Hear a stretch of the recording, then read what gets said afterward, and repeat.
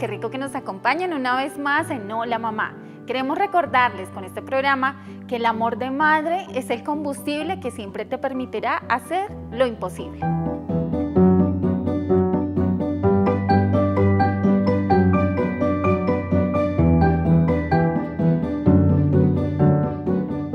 Hola mamás, bienvenidas a un nuevo capítulo de su programa. Para nosotros es un placer que ustedes estén allí conectados con el tema que traemos para el día de hoy a todos ustedes. Y vamos a hablar del padre o de los padres como figura ejemplar para sus hijos. Para hablar de ese tema nos acompaña la psicóloga Sandra Ortiz, a quien en este momento le damos una cordial bienvenida. Muchísimas gracias por esta nueva invitación. Para mí nuevamente es un gusto, es un honor poder estar acá presente. Muy bien, Sandra, entrando en materia, ¿por qué los padres somos esa figura ejemplar que idealmente deberían tener nuestros hijos? Porque definitivamente nosotros somos el modelo a seguir, nosotros somos las personas, primero formadores, que los hijos tienen y se gesta el vínculo de manera particular con nosotras como mamás desde el vientre materno, aunque el papá también juega un papel importantísimo en esa etapa, pese a que él no lo lleva en su vientre, pero juega un papel muy importante y por supuesto en el nacimiento y en el resto de etapas de desarrollo de una persona.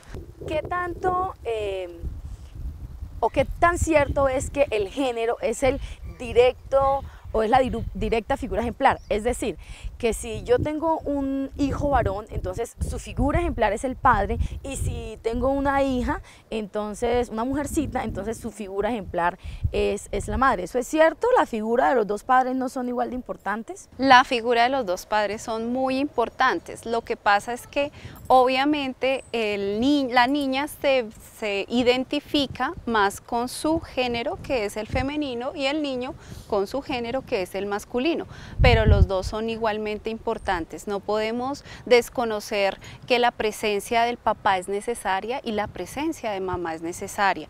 Los dos marcan pautas muy importantes para la formación, la crianza y lo que los hijos van a hacer en el futuro, especial y particularmente en esas primeras etapas de su desarrollo. ¿Por qué es importante tener claro esto, Sandra? Y quiero puntualizar en ello, porque es que cuando ya vamos viendo los frutos de nuestra educación en nuestros hijos, y hablo de cuando ya nuestros hijos están en la adolescencia, ya en la juventud, cuando ya toman sus propias decisiones y son muy herméticos en recibir los consejos de sus padres, de pronto toman alguna decisión errada. Entonces si es un hombre, entonces la mujer dice es que sí vio porque vio su ejemplo. O si es al contrario, entonces el papá recrimina a la mamá, a su esposa, y eso termina convirtiéndose en un conflicto de pareja. Claro, pero nunca debería ser así, porque los dos deben asumir la responsabilidad de la crianza de los hijos. Los hijos son el resultado de lo que hicieron los padres. Y desafortunadamente, si los padres no han sido el mejor modelo, no han sido los mejores gestores, pues obviamente se van a ver consecuencias a futuro, y de una manera especial y particular en la adolescencia, en la primera juventud de los hijos, donde se van a ver reflejado todo lo que ellos aprendieron, todos los modelos que ellos recibieron.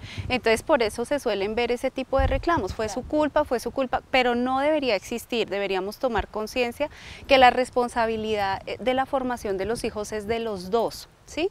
Obviamente si ha existido ese mal modelo, no podemos esperar algo diferente, a no ser que, por ejemplo, en casa haya existido un padre alcohólico. Obviamente hay un modelo muy marcado, muy fuerte, que va a dar la tendencia a que un hijo más adelante, cuando ya llega esa etapa de la adolescencia, de las fiestas, de las salidas, vaya a querer también empezar a iniciar a tomar. Si el niño vio este modelo, pero por otro lado fue bien formado, fue aconsejado, fue orientado de una manera diferente, por ejemplo, respecto a su mamá, pudo haber hecho el papel más bien de mediadora en una situación donde ve que su papá no le está dando buen ejemplo, buen modelo, pero ella lo va guiando, lo va orientando, va recibiendo consejo, va recibiendo instrucción. Desde esa parte se puede evitar que el hijo repita el mismo modelo y el mismo patrón. Y esa sería la parte que haría la mamá para pormenorizar, por decirlo de alguna forma, esos efectos en el hijo, en vez de decirle, sí, ve lo que hace su papá, mire lo que hace su papá, porque eso puede más bien generar lo que no queremos. Es que es precisamente eso lo que hace que se repita el modelo, cuando de pronto la otra parte, o sea, en este caso la mamá, empieza a como a hacer ciertos insultos, ciertos agravios sobre su papá, cuando empieza todo el tiempo a victimizarse, si ves que su papá, yo pobrecita, ustedes pobrecitos, claro. Si ve cómo es, y más aún cuando de pronto hay mamás que incluso dicen usted va a terminar igual que su papá, claro. Cuando empiezan a ver ciertos comportamientos o rebeldías en los hijos, usted va a ser como su papá, es que así también seguramente era su papá de niño, entonces ya casi que lo está encuadrando o enmarcando en ese rol, en ese modelo. Entonces debemos tener mucho cuidado porque puede haber algo que no esté bien en alguna de los dos padres.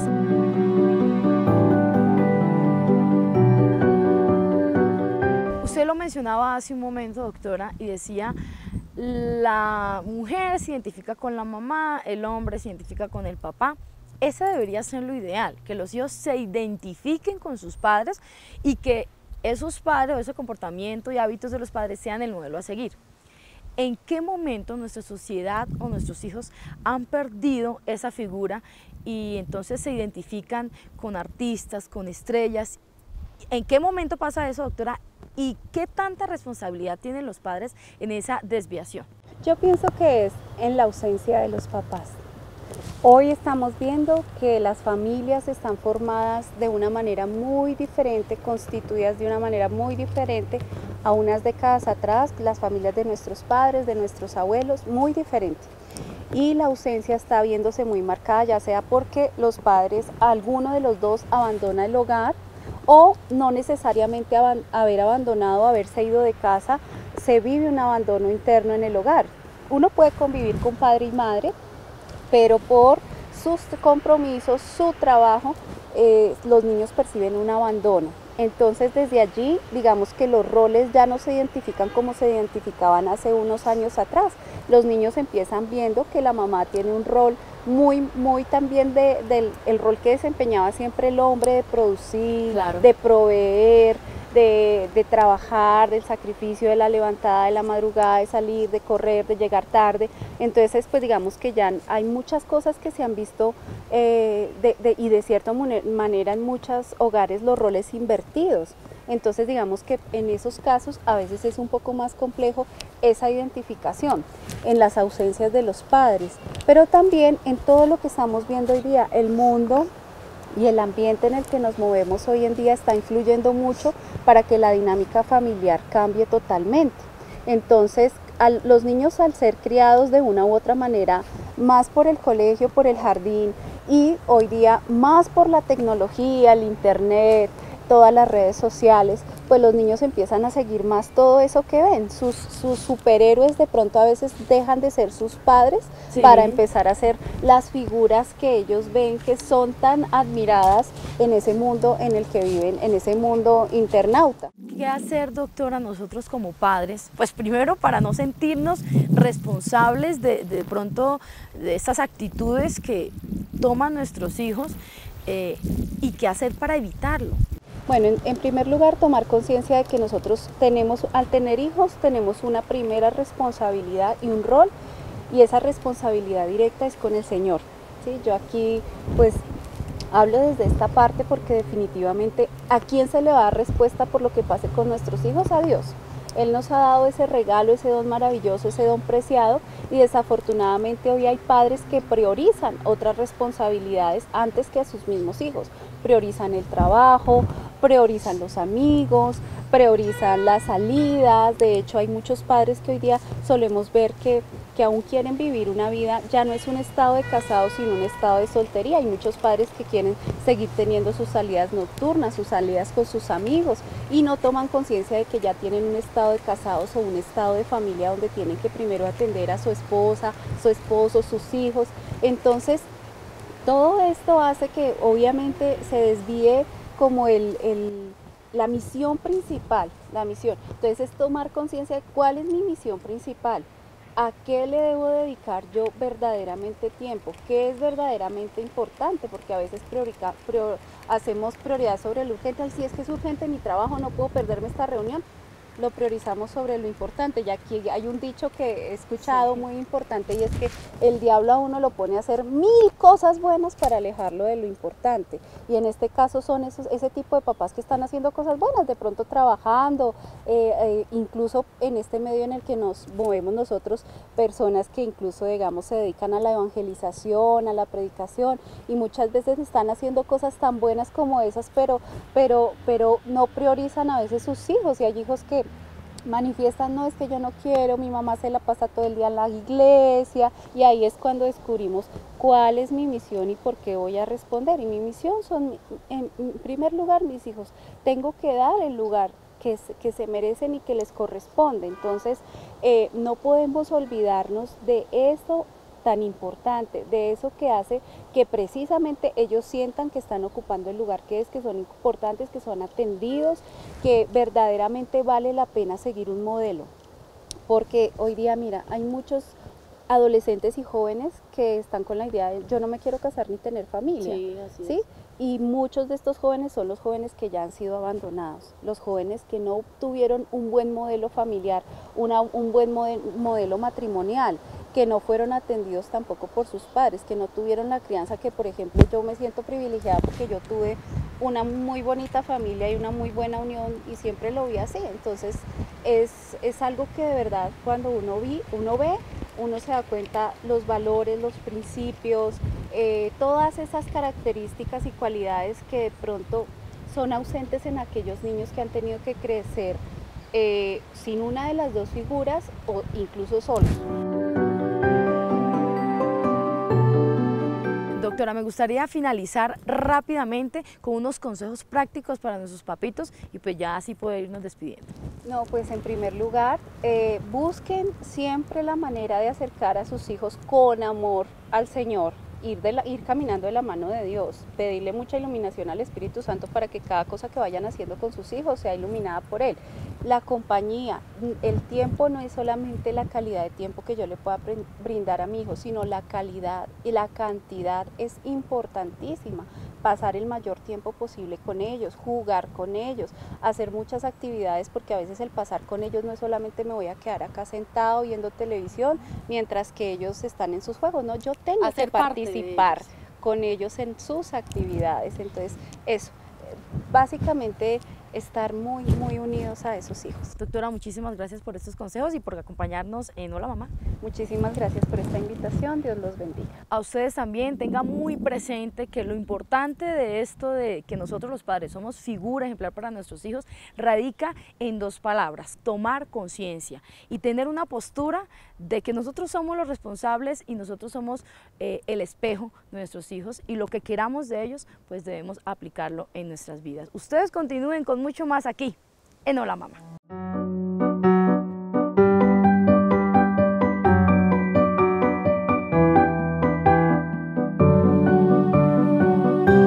Hola Mamá.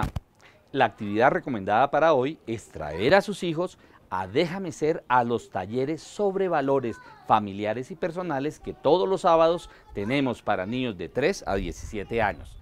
Pero si no pueden venir, les voy a dar varios tips, porque los talleres se pueden desarrollar en casa.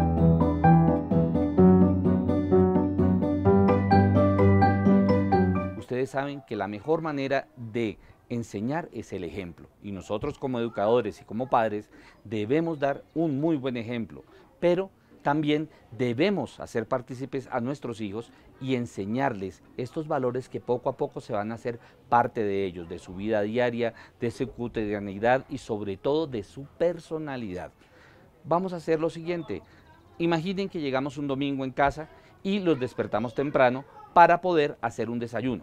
Ese desayuno lo vamos a aprovechar para charlar con ellos y empezar a poner, así sean, situaciones hipotéticas, pero vamos a decir que fue de un compañero de oficina que le pasó algo, o perdió algo, o tuvo un inconveniente, y cómo lo podemos resolver, porque tenemos que mirar ellos cómo están frente a los valores de la solidaridad, de la honestidad, en fin, de tantos valores que conforman a un buen ser humano. Entonces nosotros, una vez que les hacemos estas preguntas, empezamos a guiarlos poco a poco para llegar a lo que queremos, y es que ellos digan, miren, si pasó esto, nosotros debemos obrar de esta manera.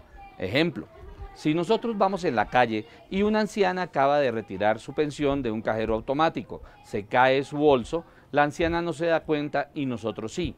Hay dos opciones: cogemos esa plata de la ancianita, no la guardamos y la gastamos, o cogemos esa plata, salimos detrás de la anciana, la alcanzamos y se la entregamos. Esa decisión tenemos que dársela a ellos, que ellos digan qué se debe hacer. Y allí vamos a mirar qué grado tienen ellos de posición de acuerdo a los valores.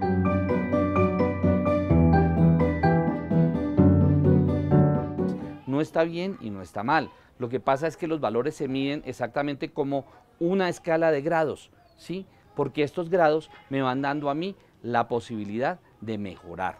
Muchas veces tenemos defectos y esos defectos los debemos corregir. Los valores se van a volver virtudes y esas virtudes se vuelven parte de lo que es la personalidad que va a defendernos en el tiempo durante muchos problemas que vayamos a tener. Esos son los valores personales.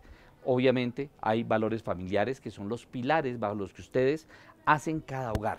Esos valores, esos pilares, donde todos los miembros de una familia deben respetarlos, deben ceñirse a las normas que hay dentro de ese hogar y sobre todo deben con sus actitudes demostrar qué me enseñaron en mi casa, qué me enseñaron mis padres y en mi colegio, en mi trabajo, en la calle, ser simplemente un reflejo de lo que esos padres me enseñaron, ser lo que debo ser, un mejor colombiano, una mejor persona, porque los valores personales, los valores familiares son lo que nos permite ser diferentes a los animales, nos permite ser diferentes a muchísimas cosas del mundo, oigan lo que estoy diciendo, somos seres humanos y somos seres sensibles que debemos ser mejores para los demás.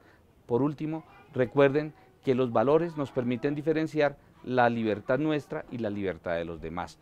Papitos, mamitas, los esperamos en la Academia de Jameser para darle valores a sus hijos, para enseñarles muchas cosas hermosas, pero en casa también pueden hacerlo.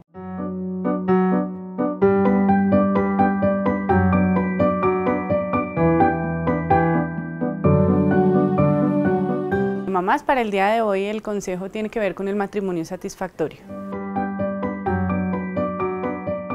Si bien entendemos que el matrimonio en ocasiones puede tener unas etapas o unas fases complejas donde las discusiones hacen parte del día, donde diferentes eventos de la cotidianidad disparan desacuerdos entre la pareja, es importante que tengamos en cuenta algunos elementos que son fundamentales en pro de mantener pues, el ejemplo que representan los padres para los hijos y en esa medida pues, se pueda seguir construyendo el matrimonio y la familia. Primero hay que entender que las discusiones son normales y las discusiones deben hacer parte del matrimonio, pero no una discusión donde yo me enfrento y quiero imponer mi voluntad o mi posición, sino una discusión donde construyo desde mi punto de vista y el punto de vista de mi pareja. Una discusión donde nos permitimos escuchar el punto del otro, entender el punto del otro y poner ese punto del otro en situación y ver cuál de todas las alternativas que se están proponiendo son las que finalmente nos pueden dar una mejor respuesta, una mejor solución a la situación que se nos está presentando. Por otro lado, y aunque este punto genera un poco de controversia asociado al querer cambiar a la pareja, es importante partir de que con la persona que nos casamos en su momento y como nos casamos enamorados, en el punto en el que estuvimos, esa es la persona que va a compartir con nosotros la vida. Pretender cambiarla es pretender casarte nuevamente con otra persona que no está ahí. Entonces, aceptar las diferencias y aceptar los rasgos de personalidad, las actitudes del otro, en un entorno de comprensión en el que yo le puedo manifestar igual a mi pareja que me gustaría que ciertas actitudes o ciertas conductas eventualmente cambiaran, pero que mantengo, que lo respeto, lo respaldo y lo acepto como es como persona.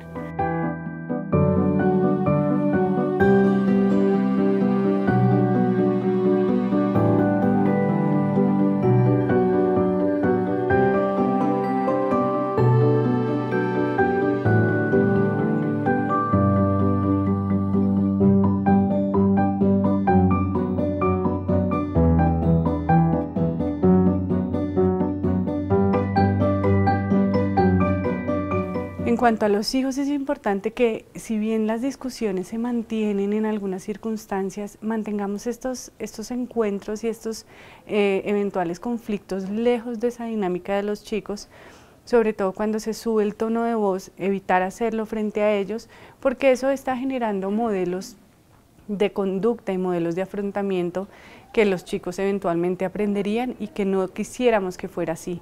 Entonces, mantener a los hijos que sepan que el conflicto existe, claro, pero que hay formas asertivas de resolverlos, y asimismo proyectar esas formas de resolver las discusiones o las dificultades con nuestra pareja, con nuestros hijos, que en el momento en el que se presente una desaveniencia yo me puedo sentar con mi hijo, hablar con él, escuchar su punto de vista y que él sepa que su familia lo acepta, lo respalda y lo escucha, y en esa medida pues ellos aprenderán formas muy asertivas de resolver los conflictos y nosotros vamos a aprender de ellos y seguiremos construyendo nuestra familia en un ambiente de armonía y en un ambiente de comunicación y de construcción.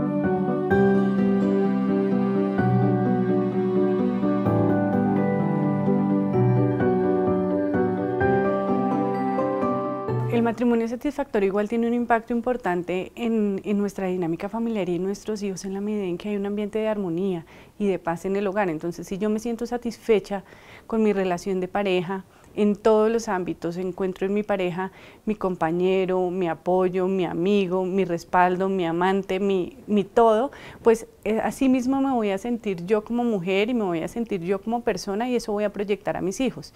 Y en esa medida ellos van a crecer en un ambiente donde se sienten seguros del entorno en el que se encuentran y van a proyectar esa seguridad en los diferentes contextos en los cuales interactúan. Por el contrario, pues los chicos que están creciendo en ambientes donde hay conflicto, donde permanentemente las diferencias se resuelven con gritos y lamentablemente en ocasiones con golpes, son chicos que van a proyectar esa misma dinámica en otros contextos, con sus amigos, con sus profesores, con sus compañeros del colegio. De manera que esa construcción que empieza desde la base de la familia, que es ese subsistema conyugal, se proyecta al siguiente subsistema familiar que viene siendo el parental, y entre los mismos hijos como hermanos desde el subsistema fraternal. Entonces, en la medida en que crecemos y construimos una relación familiar armoniosa, les damos a nuestros hijos las herramientas para que construyan ellos mismos su personalidad y su carácter y puedan proyectar esa seguridad y esa fortaleza personal en otros contextos de interacción. De esta manera hemos llegado al final de este capítulo de Hola Mamá, pero no se pongan tristes porque el martes entrante a las 9 de la mañana la cita es aquí con nosotros en Hola Mamá por el canal de Teleamiga Internacional para tener más consejos útiles que poderles entregar a ustedes y que ustedes por supuesto puedan aplicar en la educación de sus hijos. Nos vemos en una próxima oportunidad.